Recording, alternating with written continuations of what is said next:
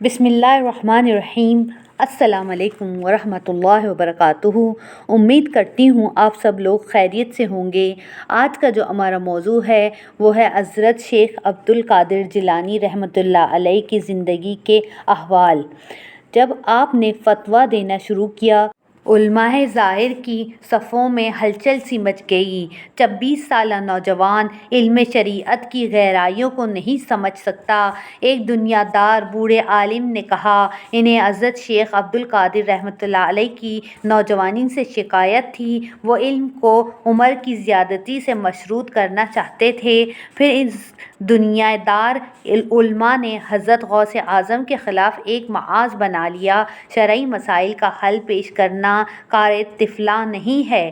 عبد القادر نے فتویٰ دینے کی اجازت نامہ کس سے حاصل کیا؟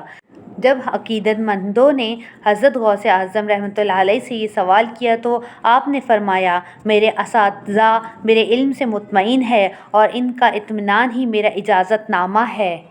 حضرت شیخ عبد القادر جیلانی رحمۃ اللہ علیہ کے تمام اساتذہ درویش اور گوشہ نشیں تھے۔ انہیں دربار خلافت میں تقرب حاصل نہیں تھا، اسی لیے دنیا دار علماء ان فقراء کی علمی حیثیت کو تسلیم کرنے پر آمادہ نہیں تھے۔ پھر نہایت زور و شور سے حضرت شیخ عبد القادر جیلانی رحمۃ اللہ علیہ کے خلاف ایک مہم چلائی گئی۔ یہ نوجوان اس وقت تک فتویٰ دینے کا اہل نہیں جب تک وہ بغداد کے نامور علماء سے اجازت نامہ حاصل نہ کر لے۔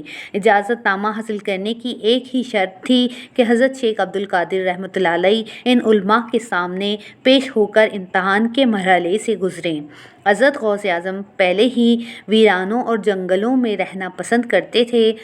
علماء ظاہری کا یہ انداز دیکھا تو آپ کا دل مزید اچاٹ ہو گیا۔ آپ بغداد چھوڑ کر دوبارہ انہی بیابانوں میں واپس چلے جانا چاہتے تھے، مگر بعض عقیدت مندوں نے عرض کیا، لوگ آپ کے اس طرز عمل کو بہانہ بنا لیں گے۔ مجھے اللہ کے راستے میں کسی کی پرواہ نہیں۔ حضرت شیخ عبد القادر نے کہا، اہل دنیا جو چاہے کریں۔ عقیدت مندوں کا اصرار بڑھتا رہا۔ حضرت غوث اعظم رحمۃ اللہ علیہ علماء بغداد کے سامنے ایک طالب علم کی حیثیت سے حاضر ہونے اور امتحان کے مرحلے سے گزرنے کے لیے تیار ہو گئے۔ علماء ظاہری مسرور و مطمئن تھے کہ ایک نوجوان نے ان کے جلال و جبروت کے سامنے سر جھکا دیا تھا، اور حضرت غوث اعظم رحمۃ اللہ علیہ کے عقیدت مند پریشان مضطرب تھے کہ کہیں انہیں علماء بغداد کے سامنے خفت و شرمندگی کا سامنا نہ کرنا پڑے۔ آخر امتحان کی ساعت آ پہنچی۔ تمام علماء بغداد جنہیں حضرت شیخ عبد القادر رحمۃ اللہ علیہ نے فتویٰ دینے پر اعتراض تھا، ایک بڑی عمارت میں جمع ہوئے۔ بہترین لباس زیب و تن کیے ہوئے، سروں پر حمامے سجائے ہوئے، پیشانیوں پر نمود و نمائش کی لکیریں اور آنکھوں میں علم و آگاہی کا خمار۔ حضرت شیخ عبد القادر جیلانی ایک معمولی کپڑے کا جبہ پہنے کمرے میں داخل ہوئے، بلند آواز میں حاضرین کو سلام کیا اور نظریں جھکائے اپنی نشست پر بیٹھ گئے۔ حضرت غوث اعظم کی یہ نشست عین علماء بغداد کے سامنے تھی۔ دنیا دار علماء نے بہت غور سے حضرت شیخ عبد القادر رحمۃ اللہ علیہ کی شخصیت کا جائزہ لیا۔ پھر انہیں یقین آ گیا کہ یہ نوجوان علم کے سمندروں کی گہرائیوں سے واقف نہیں۔ ویڈیو تھوڑی سی لمبی ہو جائے گی لیکن کافی دلچسپ واقعہ ہے، اینڈ تک ضرور دیکھیے گا۔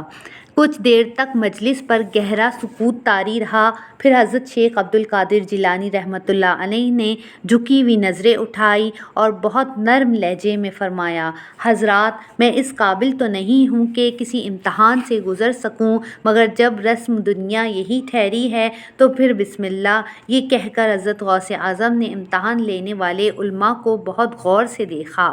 بس ایک نظر کی بات تھی، سب کچھ زیر و زبر ہو گیا۔ علماء بغداد نے محسوس کیا کہ حضرت شیخ عبد القادر جیلانی رحمۃ اللہ علیہ سے نظر ملتے ہی ان کے اندر ایک انقلاب سا برپا ہو گیا ہے، مگر وہ اس انقلاب کو کوئی نام دینے سے قاصر تھے۔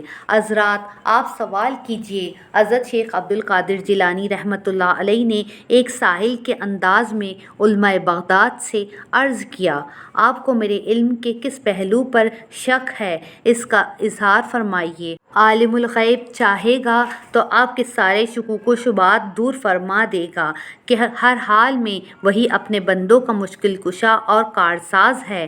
جو علم اپنی ذات کی خوشنودی اور نام و نمود کی غرض سے حاصل کیا گیا تھا، اس کے سارے دفتر لپیٹ دیے گئے تھے۔ علماء بغداد حضرت غوث اعظم رحمۃ اللہ علیہ سے کیا سوال کرتے؟ ان میں تاب گویائی ہی کہاں باقی رہی تھی، ساری زبانیں گنگ ہو کر رہ گئی تھیں۔ امتحان کیا لیتے کہ خود ان کے دماغ تاریخ ویرانوں میں تبدیل ہو گئے تھے اور ان ویرانوں میں بے خبری کی خاک اڑ رہی تھی۔ علماء بغداد کو اندازہ ہی نہیں تھا کہ ان کا متاع علم اس طرح لٹ جائے گی اور وہ کسی مفلس و نادار کے مانند خالی ہاتھ لیے کھڑے رہیں گے۔ بس ایک نظر کا کھیل تھا، ساری عمر کا سرمایہ برباد ہو کر رہ گیا۔ علماء بغداد محسوس کر رہے تھے کہ کسی نادیدہ ہستی نے چند لمحوں میں ان کا تمام علم سلب کر لیا۔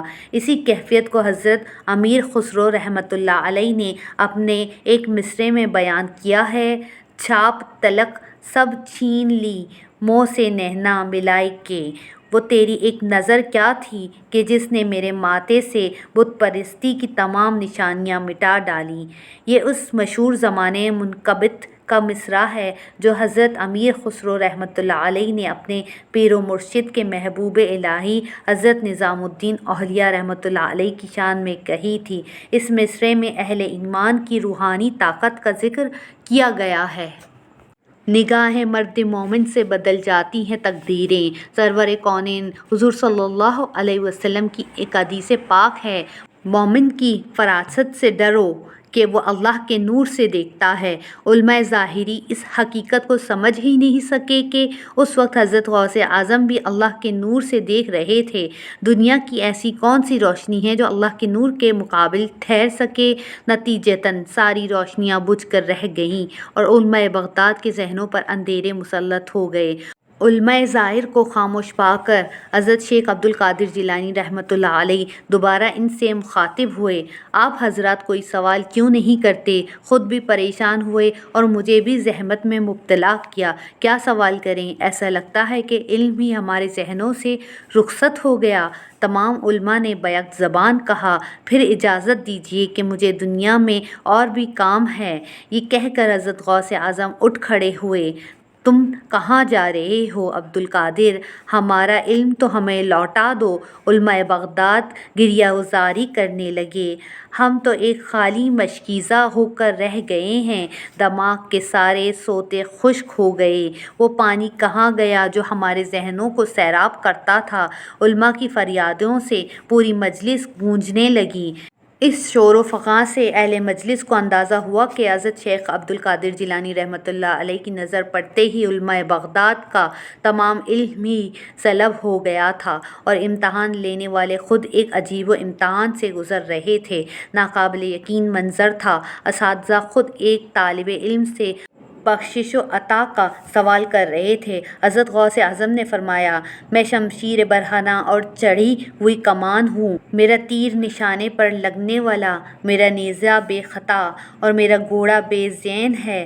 میں عشق خداوندی کی آگ ہوں، حال و احوال کا سلب کرنے والا، دریائے بے کراں اور رہنمائے وقت۔ حضرت شیخ عبد القادر جیلانی عالم جزب میں فرما رہے تھے: بے شک ہمیں یقین آ گیا۔ علماء بغداد بے اختیار پکار اٹھے: ہم تمہیں پہچانے نہیں تھے عبد القادر، ہماری اس کوتاہی سے درگزر کرو اور اپنا دل صاف کر لو۔ اس ذات پاک نے عبد القادر کے دل و دماغ کی ساری کدورتیں دور کر دی ہیں، وہ اپنے سینے میں دشمنوں کے لیے بھی شکایت کا غبار نہیں رکھتا۔ حضرت غوث اعظم نے جواباً فرمایا: تو پھر خدا کے لیے ہمیں معاف کر دو۔ علماء ظاہری حضرت شیخ عبد القادر جیلانی سے درخواست کرتے ہوئے کہا: میرا علم دنیا سے نہیں، مجھے عالم غیب سکھاتا ہے۔ اے بے خبر، اے دنیا کے سنوارنے والو، اپنی آخرت برباد نہ کرو۔ میں نے تمہیں معاف کیا، اللہ بھی معاف فرمائے۔ اس کی بخشش کے بغیر انسان کا کہاں ٹھکانہ؟ یہ کہہ کر حضرت غوث اعظم تشریف لے گئے۔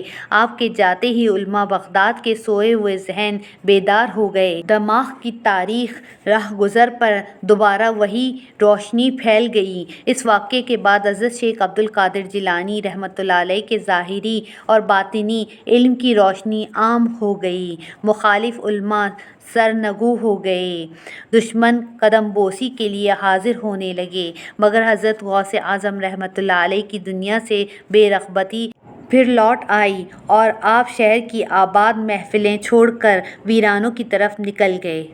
اگر آپ کو آج کی یہ ویڈیو اچھی لگی اور اس سے کچھ سیکھنے کا موقع ملا تو اس ویڈیو کو لائک، شیئر اور اس چینل کو سبسکرائب ضرور کیجیے اور کمنٹ سیکشن میں اپنی رائے کا اظہار ضرور دیجیے۔ اور حضرت شیخ قادر جیلانی رحمۃ اللہ علیہ کی مزید ویڈیوز دیکھنا چاہتے ہیں تو لنک ڈسکرپشن میں موجود ہوگا، وہاں جا کے دیکھ سکتے ہیں۔ شکریہ۔